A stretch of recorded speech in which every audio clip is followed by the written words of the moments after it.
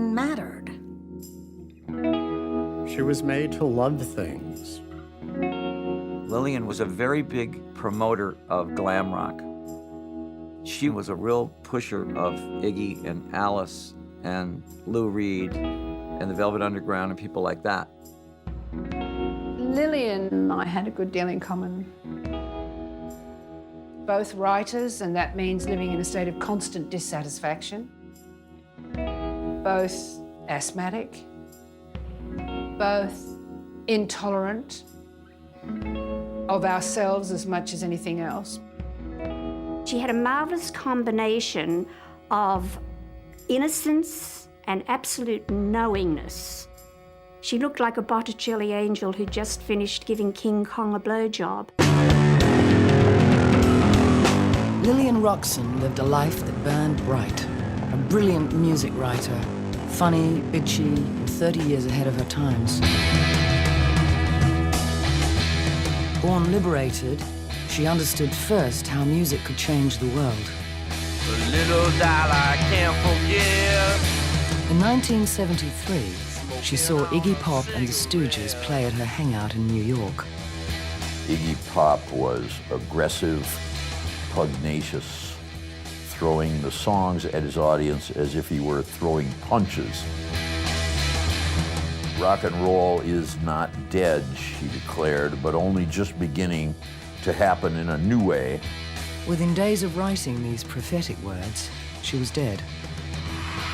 But her predictions and her influence went on to be gigantic. Come on, shake. Come on, shake. Lillian knew there was more life out there. And I spent most of my time in Australia thinking, there is life somewhere if I can just find it, if I can just get out of suburbia. And neither Lillian nor I was a suburbanite.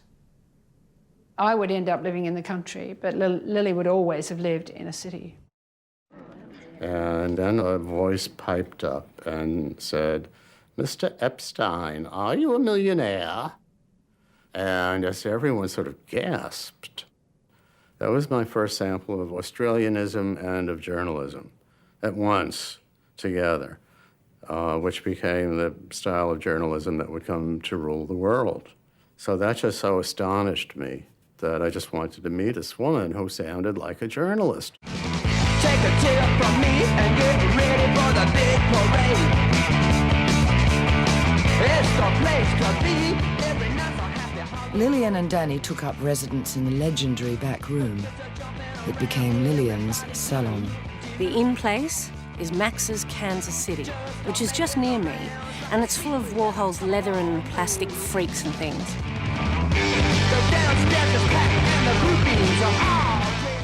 One of the worst memories I have is I went into Max's back room and Lillian was there, entertaining an audience of her mates in New York, and she was talking about me. And I sat down and she said to me, you know, we're talking about you. And then she proceeded to just rip me to pieces. But I couldn't get out. I mean, where was it all coming from? You know, I'd never fucked any of her men. I'd never owed her money. I'd never been rude to her. I'd never tried to humiliate her. And she was just going for me. And I kept saying, Lillian, why are you saying these things? Why are you saying this? And there was no answer. And to my immense humiliation, I realized that tears were pouring down my face. And I'm saying, but Lillian, and I'm crying in front of perfect strangers. And in New York, you know, you don't do that. No tear had ever been shed in Max's Kansas City.